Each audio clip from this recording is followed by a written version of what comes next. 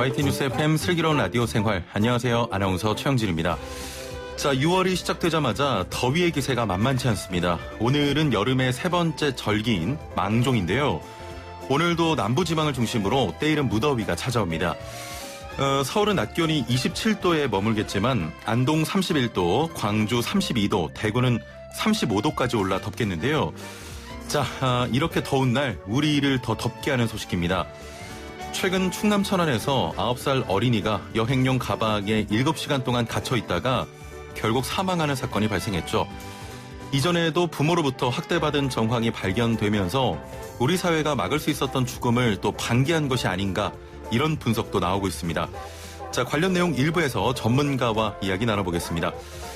자, 오늘 3분 요가 리 씨가 스튜디오에 출연합니다. 생방송으로 진행되니까요. 함께 해주시길 바랍니다. YTN 뉴스 FM 슬기로운 라디오 생활, 지금 바로 출발합니다.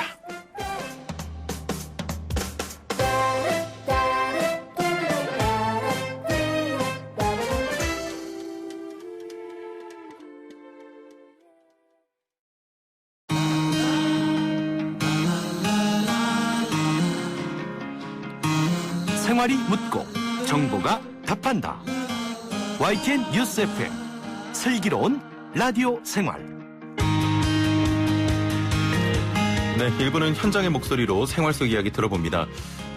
최근 충남 천안에서 9살 어린이가 여행용 가방에 갇혀 의식을 잃은 채 발견됐다가 결국 사망하는 사건이 발생했습니다.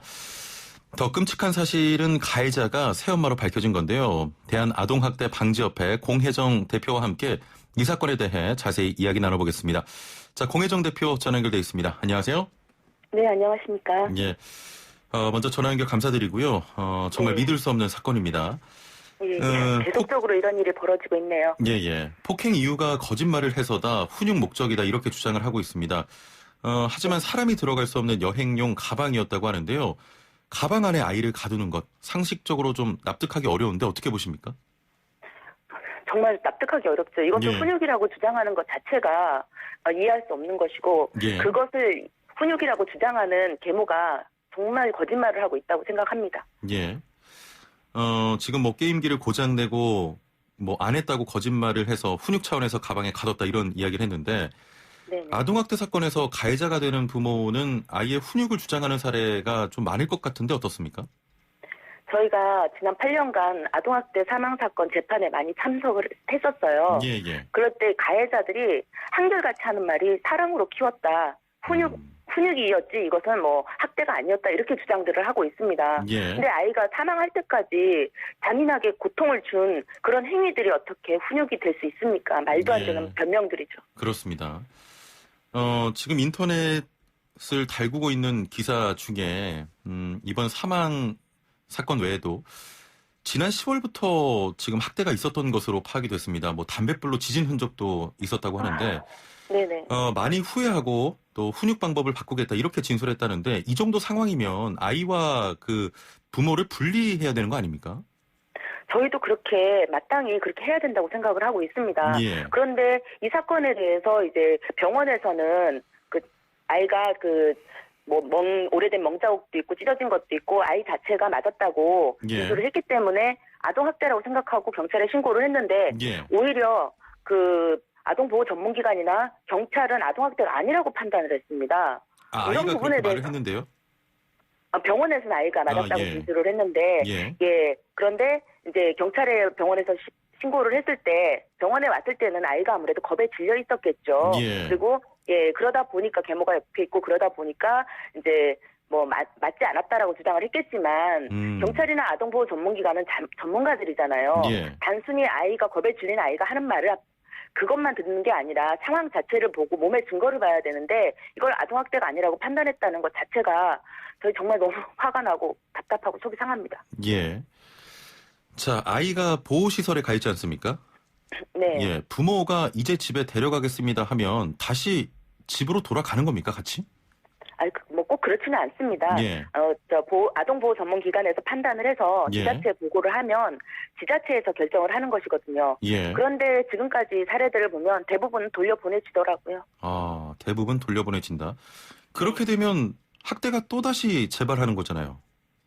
2018년도 기준으로 예. 이제 재학 대비율을 통계를 보면 10.3%라고 되어 있는데 저희는 사실은 더 많지 않을까 하는 생각이 듭니다. 예. 한 번 신고를 당했기 때문에 더 은밀하게 학대를 자행하고 있을 거라는 합리적인 추론을 하고 있습니다. 예.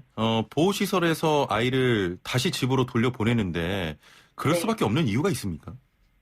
아동학대 관련해서 이 우리나라의 기본 원칙이 원가정 보호제도입니다. 예. 그러니까 이 가정에서 학대를 당한 아이들을 계속 가정에서 보호를 하라는 게 이게 말이 안 되지 않습니까? 예. 그러니까 만약에 또 원가정 보호제도를 고집하겠다면 학대 가정에 대해서 어떤 그 회복 프로그램이라든지 문제 해결 프로그램이 있어야 됩니다. 예. 그런데 이런 것도 아무것도 없이 그냥 원가정 보호제도를 고집한다면 아이들을 학대하든지 말든지 상관하지 않겠다. 이건 국가가 아동학대를 방임하는 거라고밖에 생각할 수 없습니다. 예.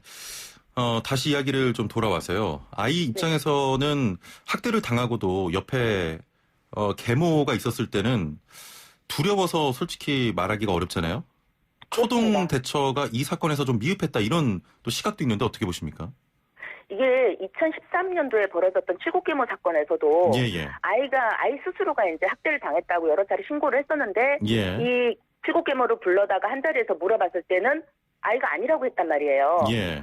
그리고 이제 살아남은 그 언니 같은 경우도 2달 동안은 그 얘기를 안 하다가 2달 후에 완전히 자기가 분리되고 안전한 걸 깨닫고 났을 때 사실을 얘기하기 시작했거든요. 예.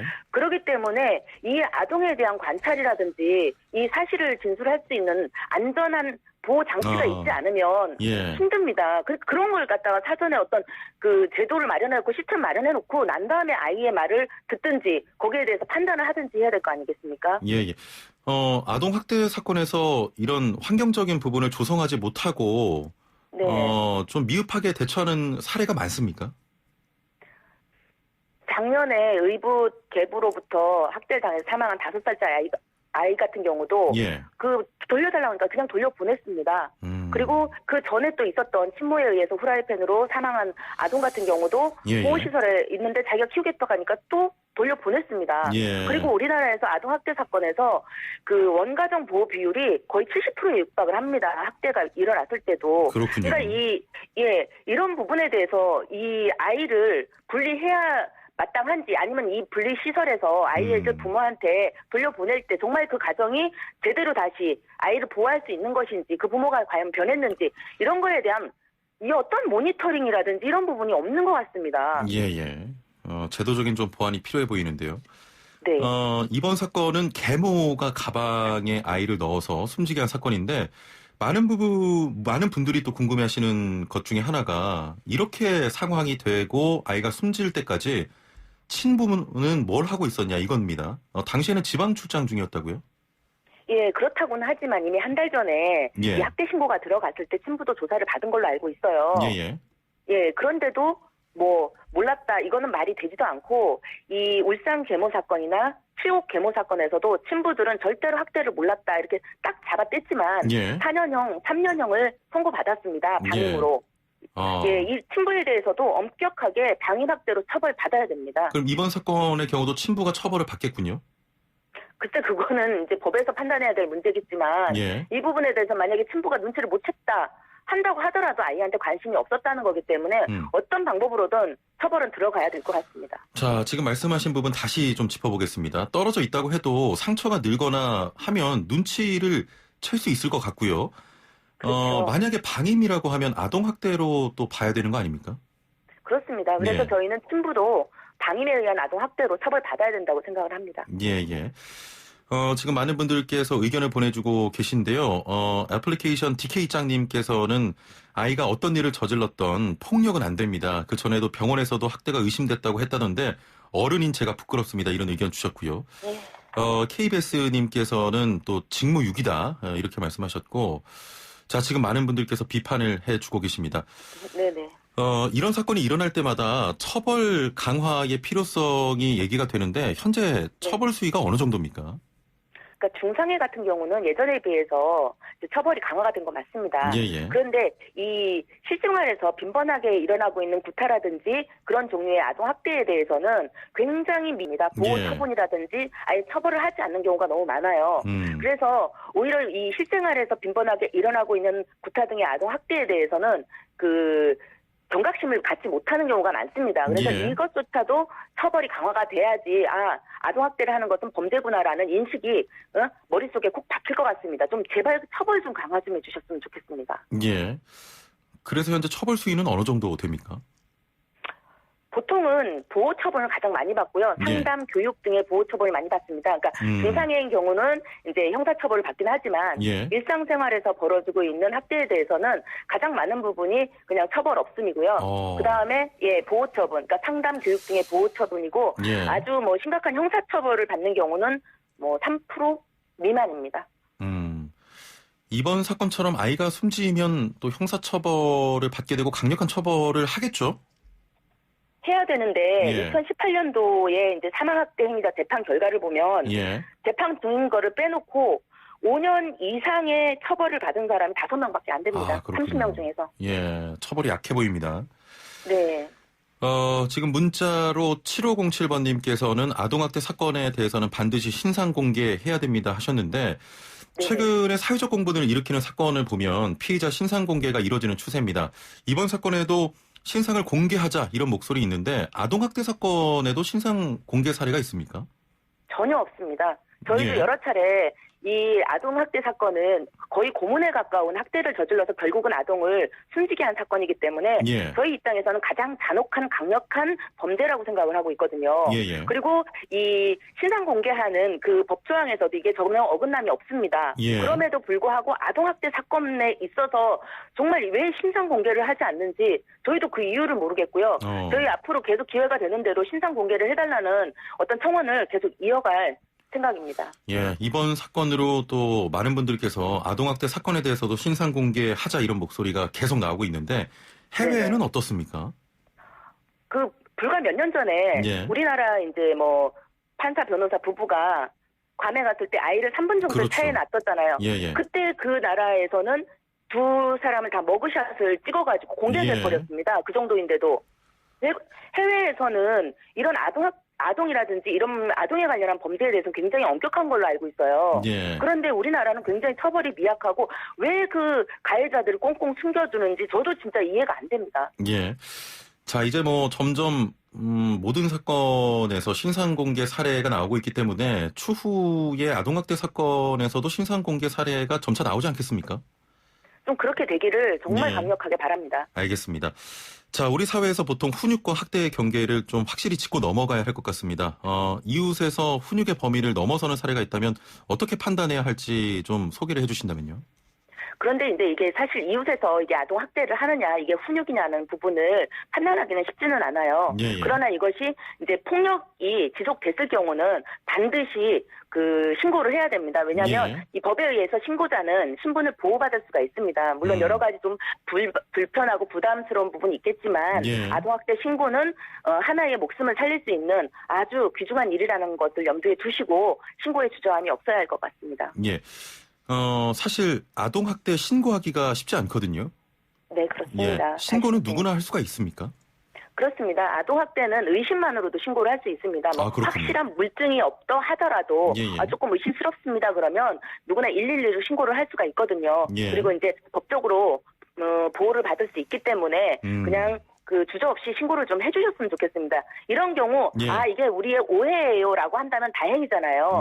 그렇기 때문에 주저없이 많은 분들이 좀 신고를 해주셨으면 좋겠습니다. 알겠습니다. 참 믿을 수 없는 사건입니다. 우리 아이가 얼마나 무서웠을까요? 이런 일이 발생하지 않도록 제도와 또 강력한 처벌이 필요해 보입니다. 오늘 말씀 감사합니다. 네, 감사합니다. 네, 지금까지 대한아동학대 방지협회 공혜정 대표와 이야기 나눠봤습니다.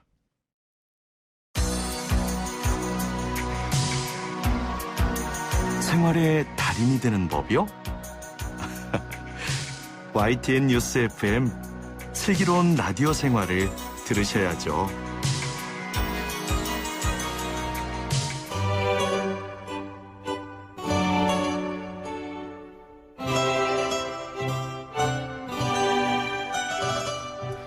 네, 생활의 달인이 되는 손쉬운 방법, YTN 뉴스 FM 슬기로운 라디오 생활과 함께하는 건데요. 매일 3분씩 건강한 자세의 달인이 되는 시간입니다. 오늘 스튜디오에 나오셨군요. 리 씨와 함께합니다. 안녕하세요. 나마스테. 네, 나마스테. 오늘 어떤 자세입니까? 네, 어제 제가 이 뭉친 어깨에서부터 팔까지 예. 시원하게 풀어드리는 스트레칭 동작 알려드렸잖아요. 예, 예. 그래서 오늘은 그 어깨, 팔의 연장선상인 손목 스트레칭을 준비했습니다. 리 씨는 다 계획이 있군요. 그럼요. 계획이 있죠. 예.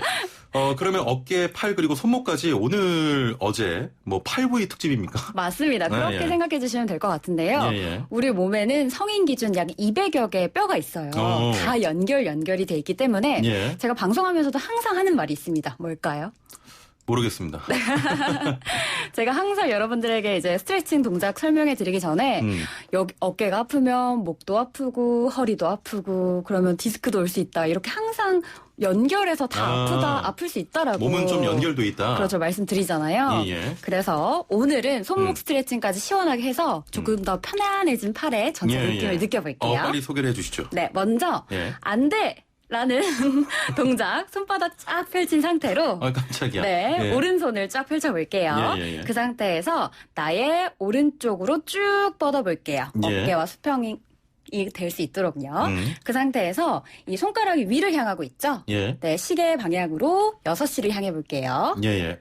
이렇게 뒤집어라. 네, 뒤집으신 다음에 그 상태에서 내 고개를 왼쪽으로 내려볼게요. 예. 나의 왼쪽 귀가 왼쪽 어깨에 가까워질 수 있도록. 예. 다시 숨 크게 들이마시고 내쉬는 호흡과 함께 다시 지그시 어깨 내리면서 깊은 자극 느껴봅니다. 예. 이건 되네요. 오늘은 좀 굉장히 수월하죠? 예, 예. 어디 자극이 느껴지시나요? 저는 뭐 팔뚝 다 느껴지는데요, 지금? 맞습니다. 네. 여러분 오늘 손목 스트레칭 알려드린다 했지만 오늘 자극점 핵심은요. 이 팔이에요. 팔. 예, 예, 예. 네, 그래서 요 팔 자극이 느껴지셔야지 오늘 동작 잘 따라하고 계신 거거든요. 예. 사실 손목 관절은 팔꿈치 관절과도 연결되어 있기 때문에 팔꿈치 주변 부위만 주물러줘도 손목 관절까지 이완되는 스트레칭이 되거든요. 예, 예. 그래서 요 동작 예. 같이 해주시면 손목 시원하게 스트레칭 해줄 수 있습니다. 반대편도 한번 해볼까요? 네, 예. 이번에는 안 돼. 안 돼. 안 돼. 돼. 네, 왼쪽, 왼손 쫙 펼친 상태에서 나의 왼쪽으로 쭉 뻗어볼게요. 쭉 뻗고. 네, 이번에는 반시계 방향으로 예. 6시 향해서 손가락 끝이 바닥을 향할 수 있도록 내려볼게요. 이렇게 뒤집어주는 것만으로도 팔이 많이 당겨요. 그렇죠. 당기시죠. 예. 네, 이 상태에서 조금 더 자극을 줘볼게요. 이번에는 고개를 오른쪽으로 숙이면서 나의 오른쪽 귀가 오른쪽 어깨와 가까워질 수 있도록 들이마시고 예. 내쉬는 호흡과 함께 지그시 어깨 내려줄게요. 그대로 예. 고개 이렇게 세우셔서 예, 예. 팔도 다시 제자리로 돌아옵니다. 제가 정말 종합병원인 것 같아요. 한 군데도 안 아픈 데가 없습니다. 그런 것 같습니다. 예, 예. 애플리케이션으로 우리 진호님께서는 아까 전에 가장 많이 하는 말이 뭘까요?라고 질문 주셨잖아요. 네, 맞히셨나요? 예, 맞췄습니다. 오. 어깨와 귀 멀리라고 항상 말하시는 것 같아요. 근데 이건 정말 맞는 게 네. 요가에서 어깨가 으쓱 올라가는 동작은 하나도 없습니다. 힘을 좀 빼면서 해야 되나요? 그럼요. 예, 알겠습니다. MSK님께서는 어제 리시쌤 기다렸는데 못 봐서 아쉬웠다고. 네, 이제부터 여러분 제가 화요일, 금요일 날 나오니까요. 매일매일 방송 알려드리지만 네네. 보이는 라디오는 화요일과 금요일 날 알겠습니다. 네, 여러분과 함께 하겠습니다. 네, 3분 요가 리씨와 함께했습니다. 감사합니다. 나마스테. 나마스테.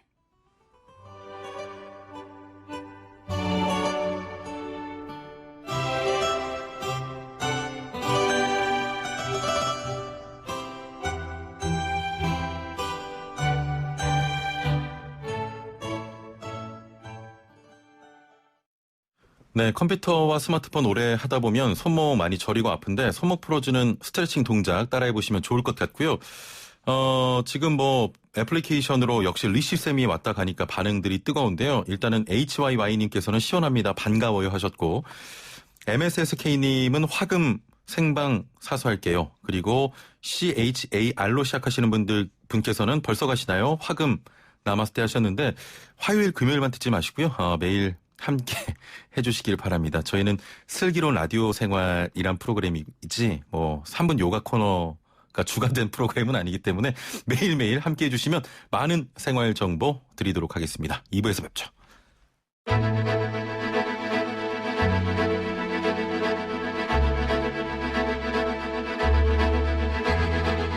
구석구석 알찬 정보들을 모아 지혜로운 생활로 인도합니다. YTN 뉴스 FM 슬기로운 라디오 생활. 네, 슬기로운 라디오 생활 2부는 매일매일 각 분야 전문가들과 함께 생활 속 다양한 궁금증 해결해 봅니다. SNS는 물론이고요. 미디어에서도 매일매일 새로운 말이 생기고 사라져갑니다. 우리의 말들은 어떻게 생기고 사라지는 걸까요? 오늘 어른이들의 슬기로운 언어 생활에서 함께 생각해보는 시간 가져보겠습니다. 오늘의 주제와 관련된 궁금증과 의견 뭐든지 보내주시길 바랍니다. 우물정 0945 샵 0945 단문 50원 장문 100원의 정보 이용료가 있는 문자 메시지 보내셔도 되고요. 스마트폰 사용하시는 분들은 YTN 라디오 애플리케이션 활용하시면 함께 참여하실 수 있습니다. 자, 오늘 슬기로운 언어 생활을 함께 고민해볼 고려대 국어국문학과 신지영 교수님과 함께합니다. 안녕하세요. 안녕하세요. 예. 반갑습니다. 예, 제가 슬기로운 라디오 생활하면서 가장 많이 혼나는 시간이라서 네. 제가 오늘 이렇게 소개하다가도 말을 몇 번이나 더듬었네요. 제가 뭐 호랑이 선생님 뭐 이런 컨셉은 아니겠죠? 전 설마. 호랑이보다 무섭습니다. 아, 그런가요? 예, 예. 호환 마마보다. 가렴 죽으란 말이 떠오르네요. 왜 갑자기 그런 단어가. 제가 폭정을 하나요? 아닙니다. 그만큼 좀 기대가 되는 시간이고 저도 개인적으로 배울 점이 많은 그런 시간인데 네. 오늘은 제가 먼저 좀 퀴즈를 해볼게요. 네네.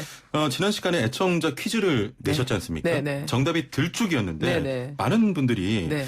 정금나무 열매가 아니냐 이런 질문하셨습니다. 어떻게 된 겁니까? 정말 대단한데요. 예. 정말 뭐 방송을 너무 수준이 높으니까 듣지 마세요 이렇게 얘기할 수는 없겠죠. 예. 더 수준이 높아지시는 분들은 이렇게 지난 시간에도 말씀드렸지만 예. 막 관심을 가지고 계속 보시는 것 같아요. 사실은 정금나무 열매도 맞습니다. 예. 그런데 정금나무뿐만 아니라 모세나무, 산행두나무, 뭐 들쭉나무 이런 것들이 사실은 토종 블루베리의 약간씩 다른 예. 가족들이에요. 그런데 이제 우리가 뭔가를 안다면 더 효용성이 높은 단어를 아는 게 그렇습니다. 좋을 것 같죠? 예. 그래서 이제 들쭉은 남쪽과 북쪽이 다 쓰는 말이기 때문에 그래서 이제 들쭉나무 이렇게 이야기를 하는 것이 더 좋지 않을까. 예. 이것이 더 슬기로운 언어 생활이 아닐까 해서 예. 그것을 정답으로 했는데요. 대단한데요. 사실은 지난번에 예. 마치신 세 분께 제가 책을 드리기로 했잖아요. 예. 오늘 그 주소를 받아서 제가 오늘 오후에 발송을 하려고 합니다. 아, 그렇군요. 네. 정답 맞히신 분께는 책 선물을 네, 또 네. 교수님께서 직접 드리겠습니다. 제가 사인해서 보내드리도록 예. 하겠습니다. 애플리케이션 미나님께서는 언어탐험대 대장님이시네요. 어떻게 알았죠? 예. 와, 탐험대 구독하고 계시는 분인가 그런 보네요. 것 같습니다. 네, 감사합니다. 예, 감사드리고요. 네. 자, 본격적으로 슬기로운 언어 생활 시작해 보도록 하겠습니다. 네. 오늘 어떤 질문으로 시작을 하실 겁니까? 질문은 아주 그냥 대비하고 계시는군요. 준비하고 있었습니다. 네, 퀴즈 하나로 예. 얘기해 보겠습니다. 퀴즈. 예. 지난 코로나 직전에 굉장히 우리나라 문화사적으로 아주 뭐라 그럴까 굉장한 사건이 있었죠. 예. 네, 뭐였죠? 기생충 아닌가요? 맞습니다. 예. 기생충의 엄청난 돌풍이었죠. 예. 자, 그럼 기생충의 굉장히 유명한 조리 방법. 그 기생충 영화 때문에 굉장히 많은 사람들이 이거 어떻게 만들지 하면서 만들어 먹었던 예. 음식이 있죠. 짜파구리죠? 네. 예. 짜파구리요. 예. 짜파구리 예. 그거 영어로 뭐죠? 짜파구리 영어로요? 네. 짜파구리 영어로 있을 짜파구리? 거 아니에요. 왜냐면 기생충이 예. 아카데미상을 받았다는 건 예. 뭔가 영어로 번역이 돼가지고 그렇죠? 예, 그렇습니다. 네. 그냥 짜파구리로 불릴 것 같은데 아닙니까? 그럴까요? 예. 뭐라고 번역이 되었을까요? 잠깐만요. 이거 네. 좀 받아볼게요. 네. 그것도 좋은 것 같습니다. 예, 퀴즈로 받아보겠습니다. 네. 저도 지금 생각해보니까 전혀 지금 답이 기억나지 않은데. 네. 자, 영화 기생충으로 인해 신한류로 유명해졌습니다. 네. 짜파구리 영어로 뭘까요? 네. 단문 50원, 장문 100원의 정보 이용료가 있는 샵 0945, 네. 우물정 0945번으로 보내주시고요. YTN 라디오 애플리케이션 댓글창으로도 보내주시면 역시 추후에 정답을 한번 맞춰보도록 하겠습니다. 네. 궁금하네요. 네, 궁금한가요? 예. 네. 한번 기다려 보고요. 네, 한번 그냥 막 던져보시죠. 막 우리. 던져주세요. 아까, 네. 예, 기다리고 있겠습니다. 근데 너무 검색은 하지 말았으면 좋겠어요. 그냥 있는 그대로. 네, 그렇죠. 생생한 그런 답이 훨씬 더 예. 좋을 수 있으니까요. 나중에 그 답이 오히려 네. 지금 번역어보다 더 좋은 대안이 될 수도 있거든요. 네. 알겠습니다. 지금, 저와 좀 비슷한 생각하시는 분이 계세요. KBS로 시작하는 분께서는, 짜파구리? 저도 이러려고 했거든요. 정말 대단한데요.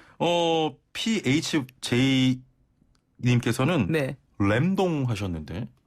램동? 예. 저는, 처음 듣습니다만. 네네네네. 예. 짜파구리를 영어로 뭐로 하는지. 네네네. 퀴즈 한번 보내주시길 네. 바랍니다. 자, 그러면 이제 두 번째. 또 질문을 있습니까? 하겠습니다. 굉장히 진땀이 나는 시간입니다.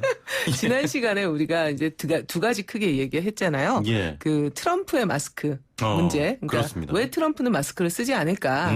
그래서 이제 세 가지 제가 말씀을 드렸는데, 발언권을 스스로 제한하는 모습을 보인다는 거는 정말 트럼프에게 있어서는 말이 안 된다. 스스로 용납할 수 없다. 내 말을 누가 제한하는가? 스스로 제한? 말도 안 된다. 그다음에 이제 트럼프는 계속해서 말로 성공해 왔기 때문에 그 발언권에 대해서 더 민감하다. 이런 얘기를 했고요. 세 번째는 이제 아주 중요한 부분인데 마스크 수급 어렵거든요. 그렇습니다. 그런 얘기를 했었고 또 하나 했었어요. 언택트란 말 기억나시죠? 기억납니다. 네, 그 말 말고 다른 말을 써보면 어떻겠냐 이런 얘기를 했는데요. 언택트 어느 나라 말일까요? 영어권 국가에서 사용하는 단어 아닙니까? 네, 그런가요? 그럼 영어인가요? 영어. 그러면 영국 사람이나 미국 사람이나 호주 사람 이런 사람이 만들었을까요? 예. 네. 우리 청취자 여러분은 어떻게 생각하실까요? 언택트는 당연히 영어라고 생각하실 것 같은데요. 그럴까요? 네. 이 시간이 좀 빨리 흘렀으면 좋겠네요. 진땀을 흘리고 계시는데요. 그렇습니다. 굉장히 덥습니다. 네. 사실은 만약에 그게 영어권에서 만든 단어라면 제가 여쭤봤을까요? 아니겠죠. 그렇죠. 그러니까 이제 그래서 진땀이 더 났을 것 같아요. 그죠? 그러니까요. 아닌 것 같은데 그렇다고 아니라고 얘기하려면 또 대안이 필요한데 그건 또 대안을 얘기할 수는 없을 것 같고. 교수님은 일단 국문학과 교수님이신 거죠? 심리학과 교수님은 아니신 거죠? 언어라는 거는 원래 이거 총체적인 것이기 때문에 게다가 저는 이제 음성 언어를 주로 귀 기울여 듣기 때문에요. 그다음에 이제 언어와 그다음에 언어 이외에 비언어라는 것들이 있어요. 목소리 톤이라든지 아니면 뭐 어떤 표정을 짓고 있는지 이런 것들도 제가 관심 있게 보기 때문에 꿰뚫고 있습니다. 알겠습니다. 조심해야겠네요. 일단은 정답을 말씀해 주시죠. 네, 답부터 말씀드리면 대한민국에서 만들어진 단어예요. 언택트가요? 네. 언제 만들어진 단어일까요? 전혀 모르겠습니다. 2017년 정확하게 말하면 10월 말에 이제 기사에 나오기 시작합니다. 코로나 때문에 생긴 단어가 아니에요? 전혀 아니고요. 그 이전에 나오는 단어인데요. 서울대 김난도 교수팀이 늘 이제 매년 책을 내죠. 트렌드 관련한. 트렌드 코리아 그 해 다음 해에 이름을 붙여서 2017, 18, 19 이런 식으로 내고 있습니다. 아마 올해 또 나오지 않을까 싶은데요. 10월 말쯤에 트렌드 코리아 2021 이게 나오겠죠.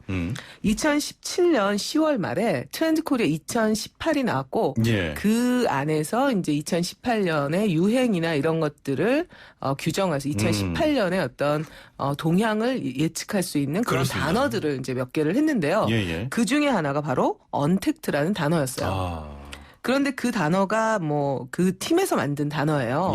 그 책을 보면 2018 그 책을 보면 315쪽에 이 단어에 대한 설명이 쭉 나옵니다.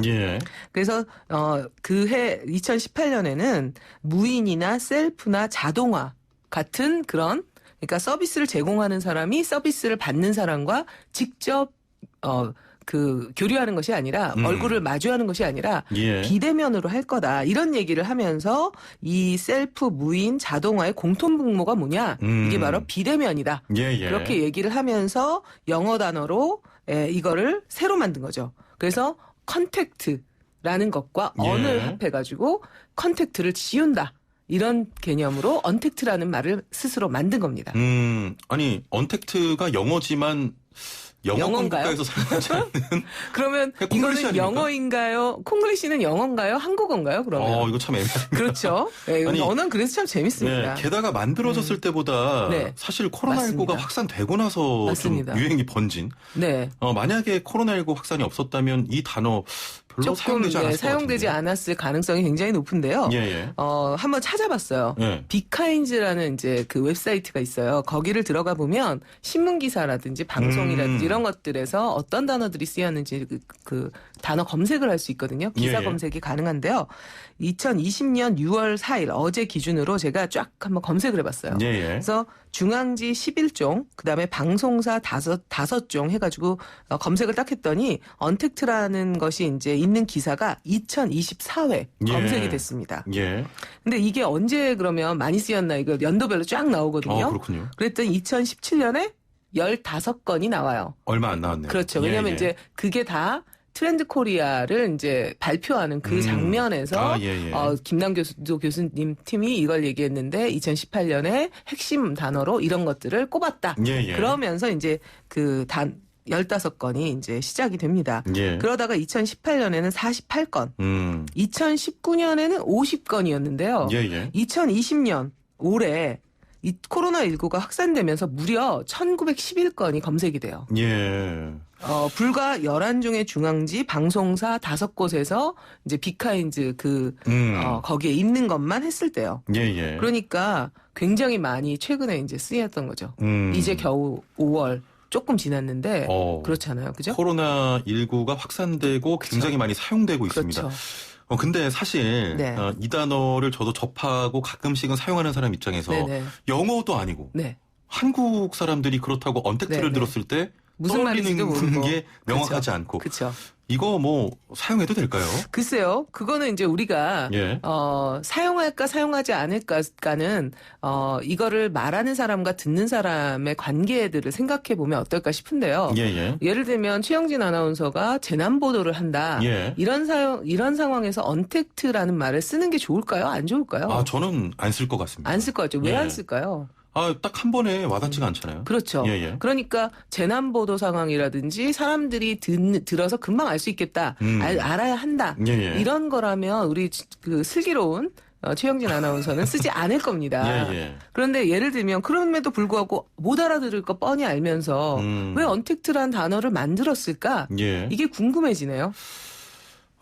그렇습니다. 한번 네. 생각을 해볼 문제인 것 같은데 네. 언택트라는 단어를 네. 사용하는 심리를 좀 보자면 네. 뭔가 있어 보이기 위해서 네, 왜 있어 보일까요? 아무래도 또 영어를 이제 혼자는 모든가요? 굉장히 어렵네요, 이 시간. 왜 이렇게 네네. 길어 이거? 그러니까요. 근데 더 재밌는 건 언택트가 언택트를 가지고 한번 그 기사 검색을 해보세요. 영어로 언택트 예, 예. 이렇게 쓴 다음에 그러니까 철자를 언택트 이렇게 쓴 다음에 이제 구글 같은 데서 기사 검색을 쫙 하잖아요. 예, 예. 그럼 거의 한국에서 나온 국내 신문인데 영어판 있죠. 예. 이런 데서만 검색이 되고요. BBC나 CNN이나 이렇게 이제 그런 영어권에서는 검색이 안 돼요. 안 돼요. 예, 예. 네, 이게 무슨 말이야? 예. 오히려 이제 저희과에 있는 미국인 교수님은 이게 무슨 말이에요? 못 알아듣고 오히려. 굉장히 예. 깜짝 놀라 했었습니다. 예, 네. 알겠습니다. 네.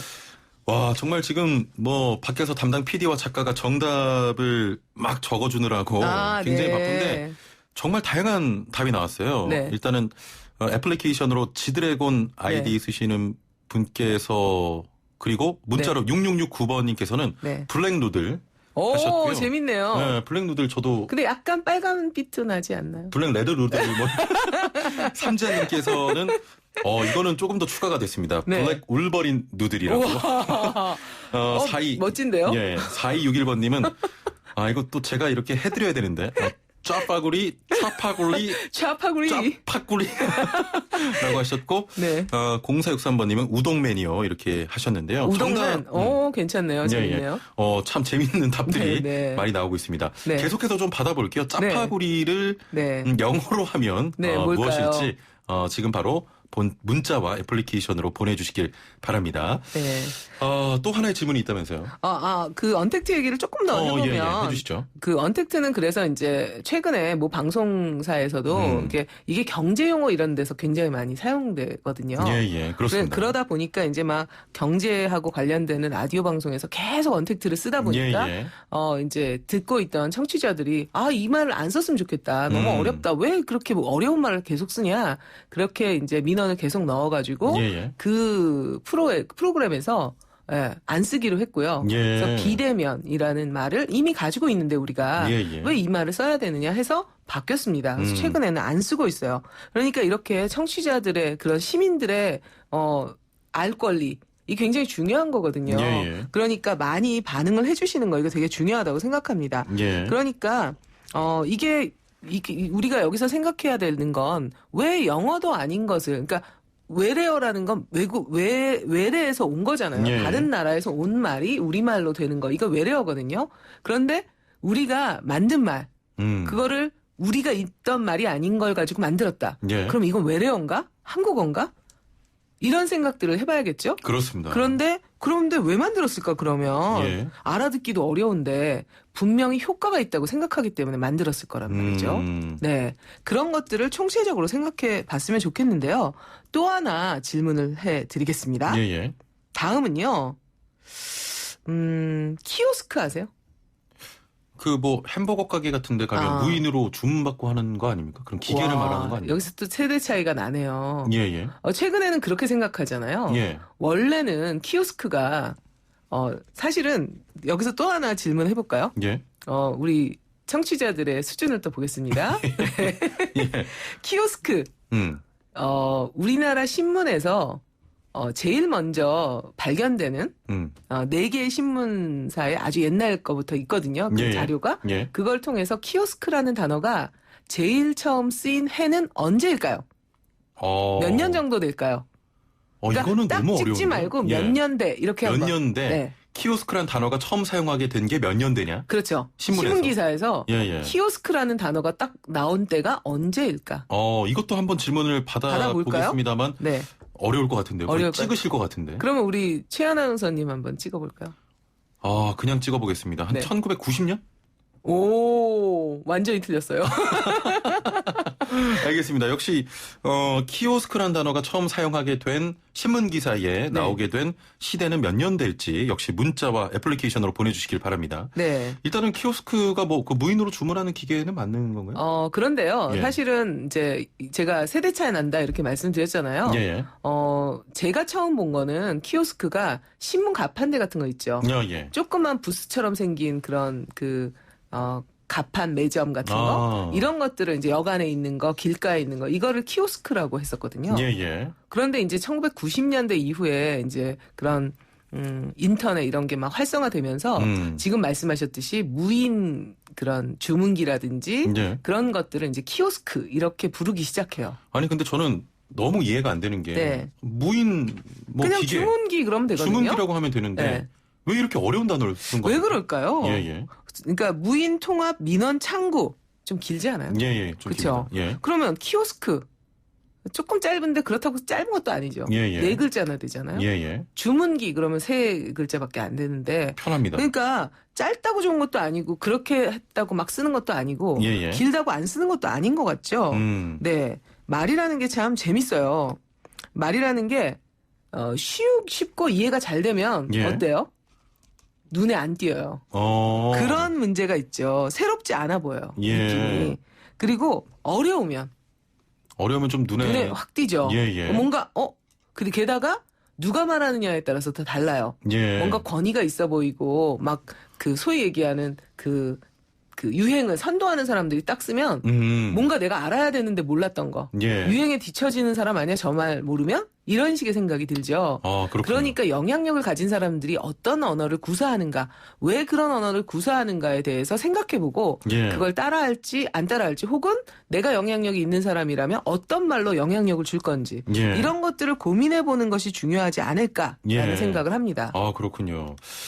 오히려 단어가 쉬우면 눈에 띄지 않고 네. 단어가 어려우면 눈에 띄기 때문에 또 사용하는 경향도 있다. 그렇죠. 이런 말씀이셨고요. 그렇죠. 역시 뭐 많은 분들께서도 키오스크 언제 처음 언론에 등장했을까 다양한 답들 나오고 있는데 네.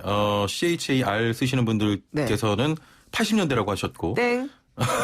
아닙니다. 8703번님께서는 창세기 이후는 확실하다. 대단한데요. SHJ님께서는 찍어볼래요 60년대. 이렇게 다양한 의견. 아쉽네요. 그 반응은 뭡니까? 아쉽네요. 예, 6494번님은 18세기. 그건 좀 예, 너무 같네요. 7507번님께서는 1900년이라고. 그건 좀 너무 많이 갔고요. 알겠습니다. 네. 저는 사실 이 문제 때문에 지금 저희가 이렇게 왔습니다. 네네. 지금 덴탈 마스크가 네. 많이 사용되면서 또 네. 비말이라는 단어가 많이 네. 또 사용이 되는데 네네. 사실 비말이라고 하면 네. 잘 와닿지는 않거든요. 예, 비말이라는 단어 예. 알았었나요? 우리. 저는 알고 있었어요. 저는. 침방울. 언제 알았어요? 저는 그래도 좀 전에는 알았던 것 같은데. 좀 전 언제요? 갑자기 되게 호랑이가 옆에. 그러니까 정확하게 언제요? 저는 그래도 지금 뭐 코로나 이런 네네. 것보다도 훨씬 네. 더 전에 훨씬 더 전에? 옛날에 비말이라는 단어 알고 있었습니다. 옛날에. 예, 예. 어떻게 알았죠? 그 단어를? 잘 기억은 안 나는데 그러면 네, 최근에 알았던 것으로 하겠습니다. 코로나19 확산되고 알았네요. 사실은 이 비말이라는 단어가요. 예. 이게 감염병을 전파 경로에 따라서 이제 분류할 때 쓰는 전문 용어예요. 예, 예. 그래서 사실은 전문가밖에 모르는 단어고요. 이 단어가 사실은 이제 많은 사람들에게 쓰이게 된 게 언제였냐면 사실은 제일 첫 번째 제가 주목해서 본 때가 2003년이에요. 언제죠? 2003년이? 2003년이 사스죠, 사스. 그렇죠. 예, 예. 사스 때도 비슷한 거였기 때문에 감염병이었기 때문에 이게 이제 비말이란 단어를 얘기하면서 비말 감염, 비말 뭐 이런 얘기가 나옵니다. 예, 예. 그 다음에 이제 2015년 또 메르스 때 나오죠. 그렇죠. 2009년에도 또 신종플루가 있었고요. 예, 예. 그래서 아마 최영진 아나운서는 그런 것들 때문에 알았지 그렇습니다. 않았을까. 예. 그러나 그걸 전하면서 사람들이 전에 그 얘기를 듣는 사람들이 비말이라는 단어를 알 거다라고 쓰셨나요? 아니요. 그렇다면 그건 예. 문제가 있는 거 아닐까요? 그렇습니다. 그렇죠. 예, 예. 특히 이런 것과 제넘버드와 관련되는 건 앞에서도 말씀드렸지만 듣고 사람들이 금방 알아야 되잖아요. 예. 비말은 날빛자에다가 물거품 말자를 쓰는 거예요. 예, 예. 그래서 그건 침방울이라고 써도 큰 문제 없거든요. 예, 예. 그러면 침방울 감염 이렇게 전문가들은 비말 감염이라고 해도 예, 예. 이거를 알리는 사람은 알기 쉽게 듣는 사람이 알기 쉽게 해서 침방울 감염 이러면 안 되나요? 그러면 비말 차단 마스크 이렇게 꼭 해야 될까요? 예, 예. 어떻게 하면 좋을까요? 그냥 침방울 뭐 차단 마스크 뭐 이렇게 되지 않을까요? 그렇지 않을까요? 예, 예. 그렇게 써보면 어떨까요, 우리? 네. 저도 좀 주의를 해야겠습니다. 실제로요. 저도 뉴스 하다 보면 이런 표현들이 나와요. 비말, 즉 침방울 이렇게 나오거든요. 굳이 두 번 말할 필요가 없잖아요. 그러니까요. 침방울 이렇게 얘기하면 되죠. 예, 예. 그러니까 전문가의 말을 그냥 받아 쓰는 것이 아니라 어떻게 전달될까 이런 고민하면서 쓰면 좋겠다 이런 생각이 든다는 겁니다. 그럼 이제부터 저를 포함해서 우리 들으시는 분들은 모두 침방울 이렇게 그렇게 좀 말씀하시면 표현해 돼요. 보시면 좋을 것 같습니다. 네네. 자, 지금요. 저희가 정답을 말해야 될 게 굉장히 많아요. 맞아요. 일단은 네. 키오스크가 언제 등장했는지 먼저 답을 좀 설명해 주시죠. 경향신문에 무려 1958년에 등장하더라고요. 굉장히 굉장히 일찍 등장하죠. 예, 예. 이게 이제 원래 키오스크라는 건 터키어예요. 그게 이제 영어에서도 그렇습니까? 쓰이고 그렇게 되는 건데요. 예, 예. 어쨌든 그 제목도 되게 재밌습니다. 새로운 책 팔지 말라. 말라. 바티칸 시티 교황 비오 12세 도덕 양양을 역설 그 안에 키오스크에서 그런 해로운 책을 팔지 말라는 기사가 나옵니다. 예. 키오스크가 나와요. 그래서 그렇군요. 재밌죠? 알겠습니다. 1950년대였습니다. 네, 50년대. 맞추신 분은 전혀 없는데. 없죠. 예. 책 드리려고 그러는데. 예. 7507번님께서는 질문하시는 게 수사관 같다고. 그래요? 최영진 아나운서는 진땀 나겠다고 하셨고요. 네. 자, 그러면 저희가 정답을 맞춰보죠. 네. 짜파구리. 영어로 무엇인지. 다시 파켓이라는 사람이 이제 기생충을 번역했잖아요. 그분이 할 때는 램던이 맞아요. 그래서 첫 번째 말씀하셔서 깜짝 놀랐습니다. 램던, 네, 램던이 뭐냐면 라멘에서 RAM을 따오고요. 그 다음에 돈, 그래서 우동에서 돈 따왔죠. 그래서 램돈입니다. 아, 그렇군요. 네. 자, 지금 정답자가 있어요. 3924번님께서는 네. 영화 번역하시는 분이 외국인들이 알기 쉽게 하려고 라면과 우동을 합성한 단어라고 맞습니다. 들었습니다라고 네. 정확하게 알고 계시네요. 분이고요. 3472번님도 람동이라고 번역했네요. 네. 솔직히 검색했는데 라면과 우동의 합성어라고 합니다. 그냥 짜파구리로 표기했으면 좋겠다. 맞아요. 그래서 최근에는 아주 더 유행을 선도하는 사람들은 짜파구리라고 해야 된다 이렇게 그게 맞는 것 해외에서도 같은데요. 얘기하고 있습니다. 짜파구리? 심지어는. 네. 알겠습니다. 벌써 시간이 이렇게 흘렀네요. 네. 진땀나는 시간이었습니다. 자, 오늘 말씀 여기까지 듣겠습니다. 감사합니다. 네, 감사합니다. 네, 지금까지 고려대 국어국문학과 신지영 교수와 함께했습니다. 자, 마지막으로 비말보다는 침방울이라는 표현이 좋겠습니다. 자, 저는 다음 주 월요일에 찾아뵙겠습니다. 최영진이었습니다. 고맙습니다.